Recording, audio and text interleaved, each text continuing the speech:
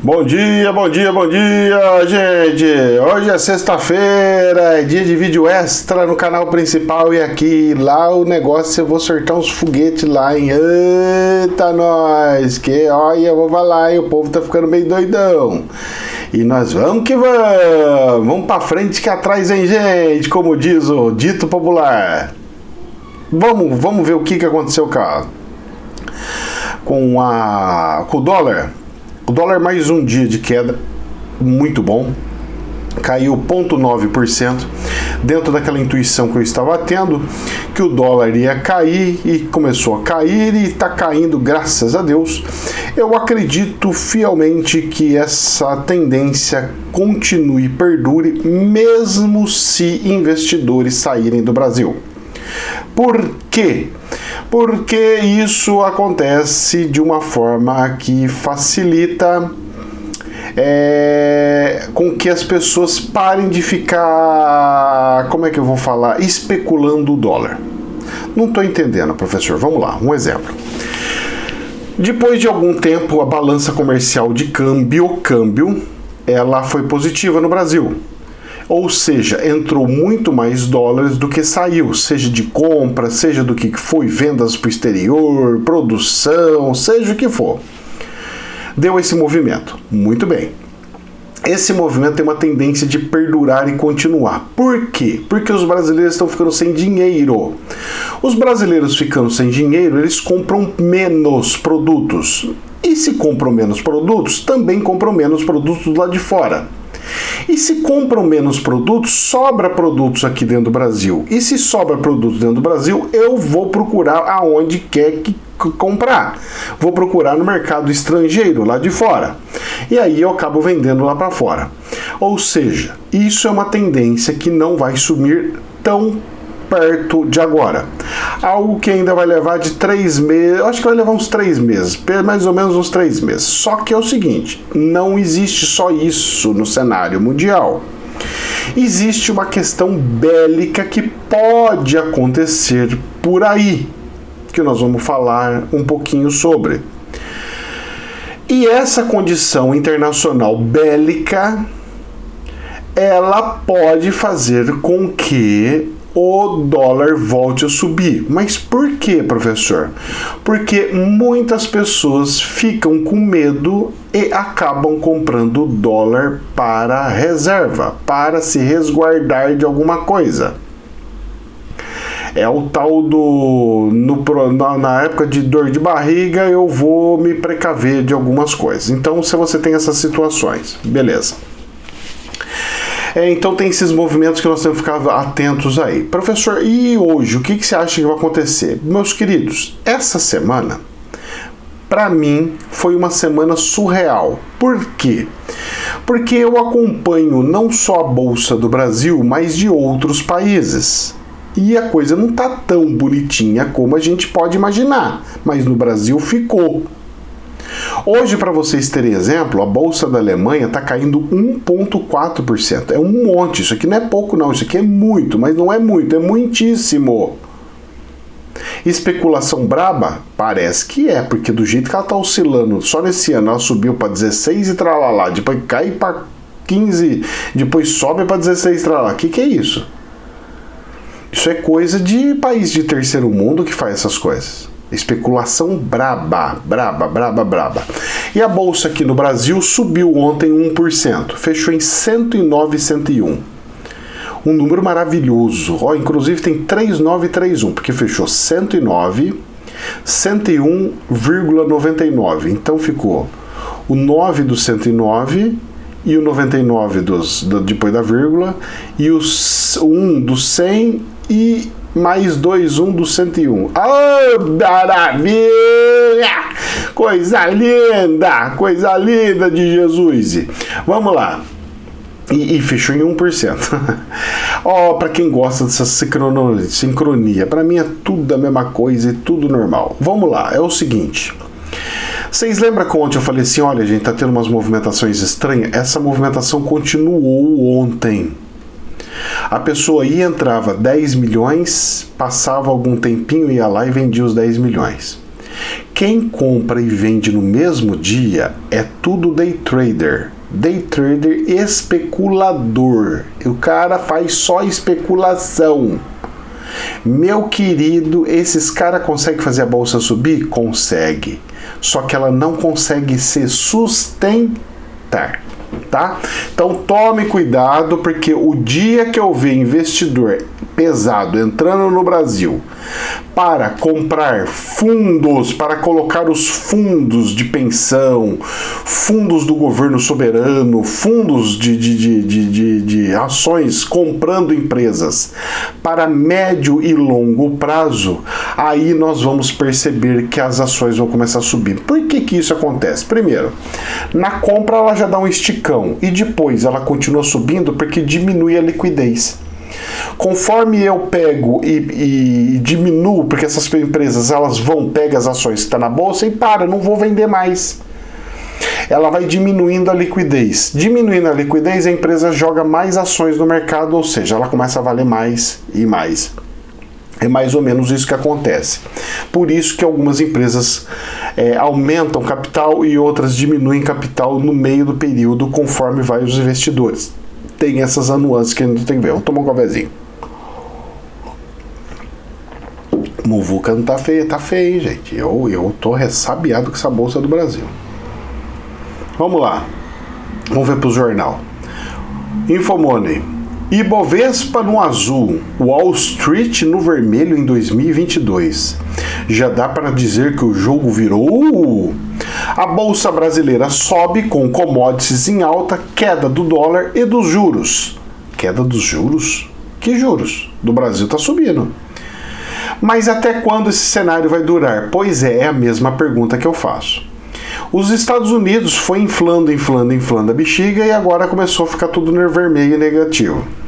Ano de eleição nos Estados Unidos e tá vermelha a bolsa. A pressão tá grande em cima do governo e nós vamos falar sobre isso.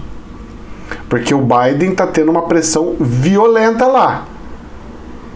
E aí, professor, e até quando vai isso? Não é isso que eu quero? Até quando vai isso aí? Pois é, eu tô achando exagerado essa subida tão rápida na bolsa. Ela podia e deveria subir para 10 pontos? Sim. Mas em mais ou menos uns 20 dias, devagarinho.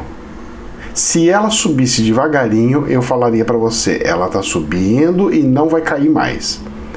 Com essa subida rápida, a queda vai ser muito rápida também. E existe uma probabilidade muito grande da bolsa despencar gigantescamente esse ano. Professor, por quê? São 3 coisas que tem aí. Primeiro, questão de guerras, parte bélica. Segundo, questão de que o Lula pode ganhar as eleições e ele falou que vai explodir a economia, vai explodir, pagar aumento para todo mundo, vai arregaçar tudo. Quando isso acontece igual nos Estados Unidos. Nos 6 primeiros meses vai viver o oásis, parece que você está no céu. Depois de 6 a 9 meses começa a afundar. E aí, meu filho, aí vai chorar igual ele está chorando agora. Ó. O Biden está chorando. Vamos lá, vamos criar dinheiro, vamos fazer desenvolvimento aqui, os Estados Unidos vão voltar a crescer. Está afundando tudo. E com inflação altíssima. É isso que pode acontecer com o Brasil. Só que a inflação aqui no Brasil não vai ser 7 igual aos Estados Unidos. Vai ser 50 igual a Argentina. E 50% em um ano acaba com qualquer funcionário público. Destrói qualquer funcionário público. Aí não vai ter funcionário público nenhum que vai querer amar o Lulinha maravilhoso e bonitinho. Porque ele não vai poder dar aumento de novo. Ele até pode dar aumento. Só que o aumento que ele te der já vai ser desatualizado e já vai ser menor do que foi a inflação e já vai ser totalmente nocivo para piorar de 50% para ir para 70%, 80%. Porque a Argentina segura nos 50%. Só que o Brasil, ele passa dos 50% e vai para 80% de inflação por ano. Será, professor? Eu a garanto, como dizia o pessoal do Cacete Planeta. Eu falo para vocês porque a realidade do Brasil é diferente. Aqui no Brasil a gente tem o gatilho de 100%. Pode 100%, sobe 100%.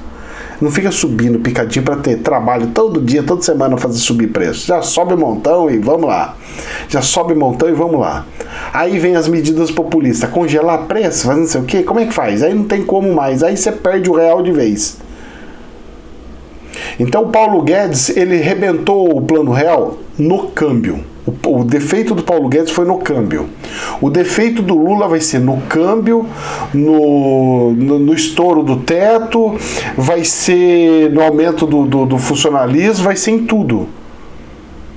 Então, esse problema que o Guedes fez é desse tamanho perto do que o Lula pode fazer, que fica desse tamanhão. Tem gente que vai ficar bravo comigo, mas, gente, eu tô falando a realidade. Eu não erro, hein? Eu não erro. Se você não gosta do que eu tô falando, é porque você é ignorante e você não tá refletindo a realidade. E depois você vai chorar as pitangas, porque você tá achando que colocando o homem vai te dar o aumento. Ele vai te dar o aumento. Só que o preço desse aumento vai vir cobrado em um ano depois você passando fome, porque a sua situação de dificuldade que está hoje, com uma defasagem de 20%, 25% de reajuste, ela vai subir para 50%, 80%. Ou seja, tenta pegar 20% do seu salário, 30% do seu salário e viver com ele. Pega hoje 30% do seu salário e fala assim, eu tenho que viver com esses 30% do salário. Você consegue? Pois é a realidade do Brasil em 2 anos de Lula. Ai, que isso? Será que é terror? Não é terror, não. Eu tô falando e eu vou acertar de novo isso daí se ele entrar. Se ele entrar, porque eu não vi ele espiritualmente falando, eu não vi ele ainda disputando com o Bolsonaro. Por incrível que pareça, eu ainda não vi eles disputando. Então a Bolsa de Valores está muito suspeita, está muito perigosa. E hoje eu não quero ver o tamanho do fedor que vai sair dela. Eu não quero estar perto do tamanho do fedor. Infomoney. Olha só que interessante isso daqui. Mercado esquecido pelos investidores, o Japão é a aposta da gestora americana Wellington para 2022. Brasil? Não. Argentina? Não. Muito risco. Japão mais equilibrado. Só que tem o porém. Se a China arrumar encrenca com Taiwan, Japão não é nada sólido para mexer com bolsa de valores. Os investidores estão tendo um problema seríssimo, não estão achando lugar para ficar quietinhos e deixar o seu dinheiro quietinho investindo em alguma empresa, algum lugar sólido. Eu não sei o que esse povo vai fazer, esses investidores vão fazer. Eu não sei, eu juro para você que eu não sei. Eu acho que tipo, a Austrália seria mais isoladinho, África do Sul seria um pouco mais isolado, a África do Sul seria um lugar interessante, porque ela não está no meio da muvuca continentalmente, ela está em um lugar afastado e é um país com crescimento similar ao Brasil, então ali eu acho que ali é um pouquinho, é menos mal do que o resto do planeta.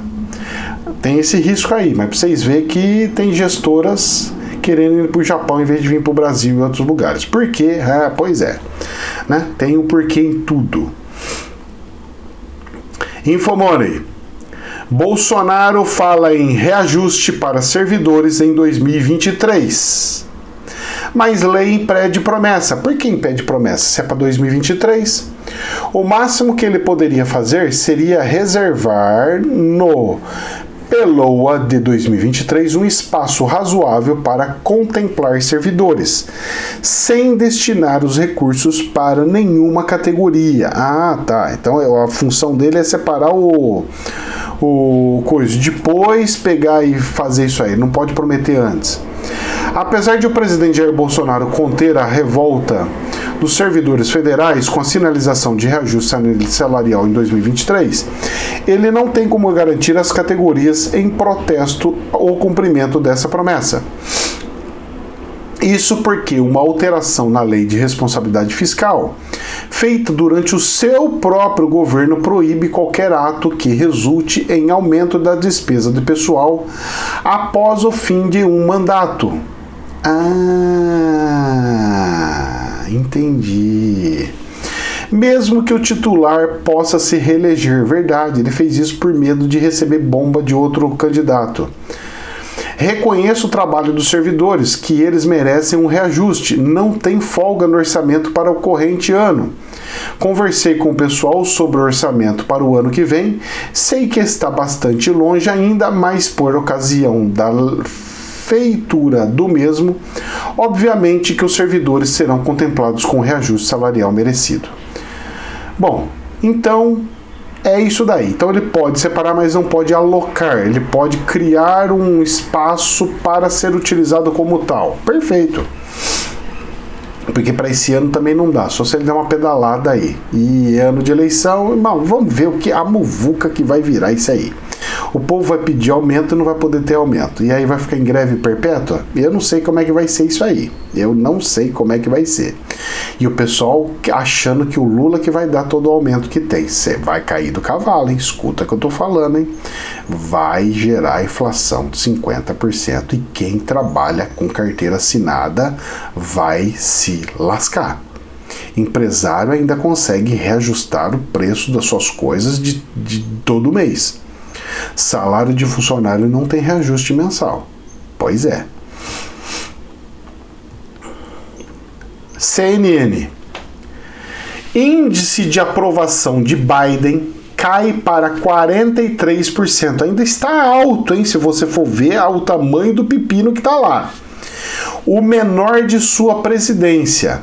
A queda de popularidade do presidente norte-americano faz com que o Partido Democrata tema as eleições legislativas de novembro.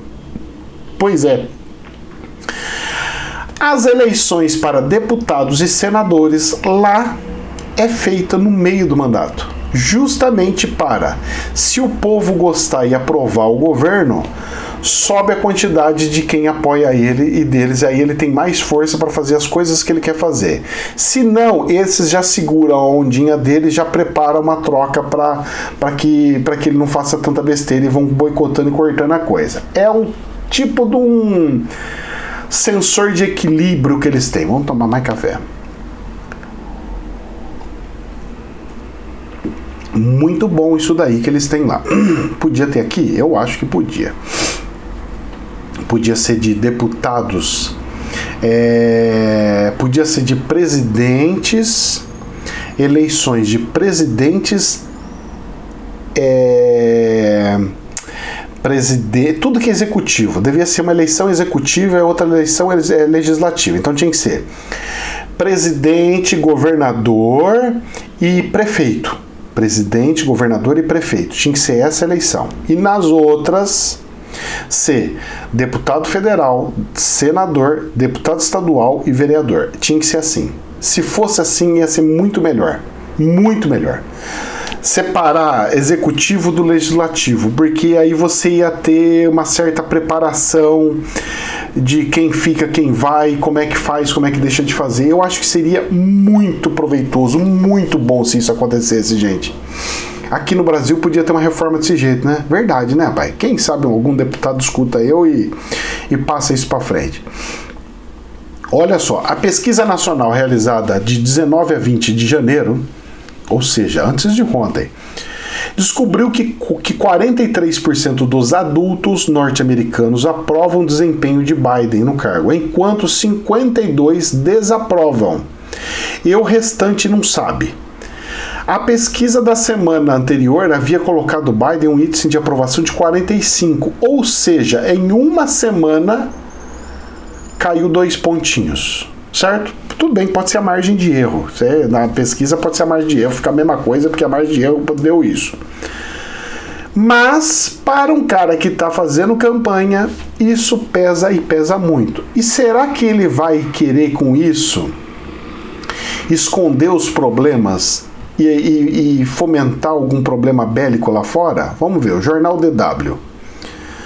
Moscou reage após Biden dizer que Rússia sofrerá desastre se invadir a Ucrânia. Kremlin diz que alerta do presidente dos Estados Unidos sobre consequências de uma invasão pode acirrar ainda mais as tensões. Diplomacia russa acusa o Ocidente de incentivar a ação militar de Kiev com o envio de armas.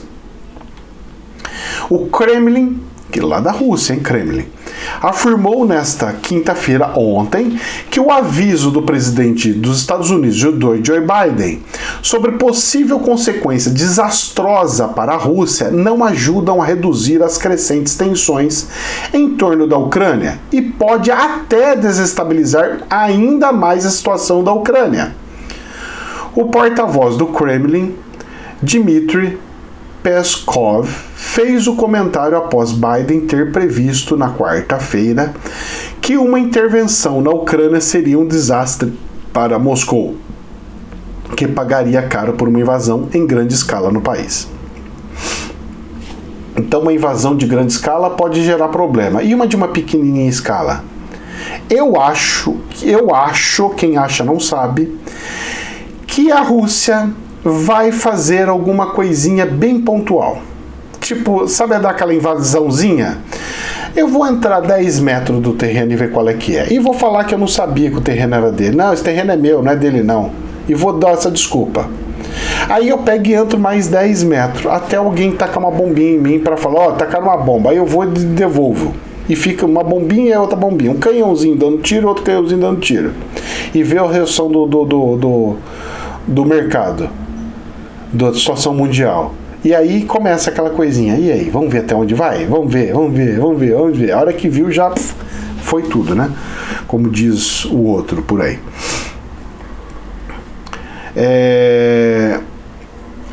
Moscou nega veementemente tais planos, mas Putin ameaçou uma resposta técnico-militar não especificada caso o Ocidente não leve a sério um conjunto de exigências de segurança do Kremlin, incluindo um fim da expansão da aliança militar ocidental em direção a leste.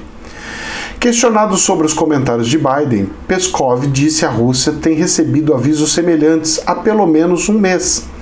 Acreditamos que eles não contribuem de forma alguma para aliviar a tensão que agora surge na Europa. Além disso, podem contribuir para a desestabilização da situação.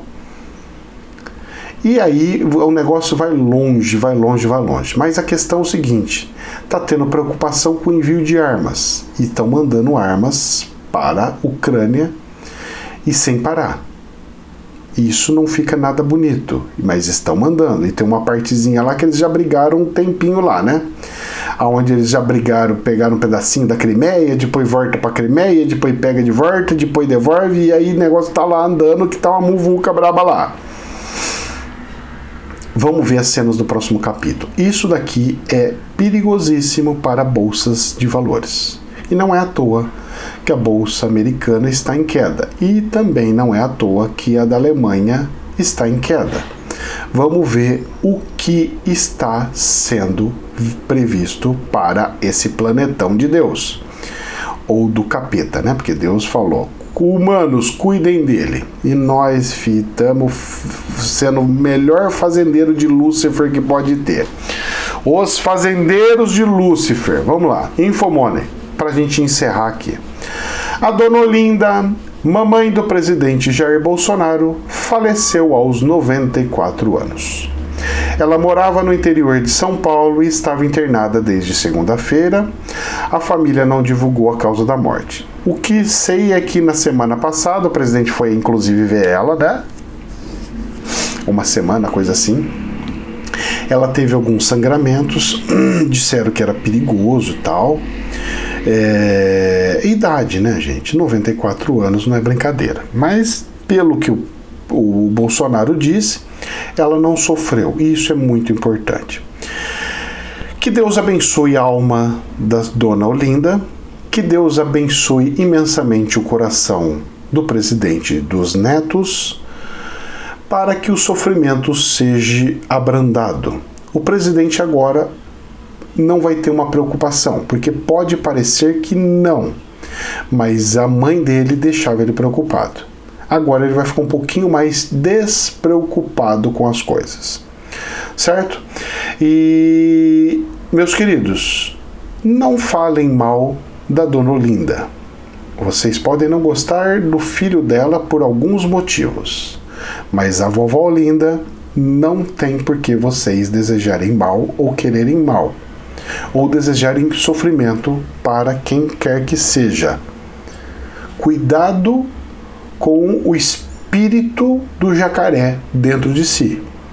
Porque se você deixar o jacaré se manifestar, a probabilidade de você sair pecando e afundar a sua salvação é gigantesca. Que Deus abençoe a todos. Jamais é verdade absoluta. Namastê.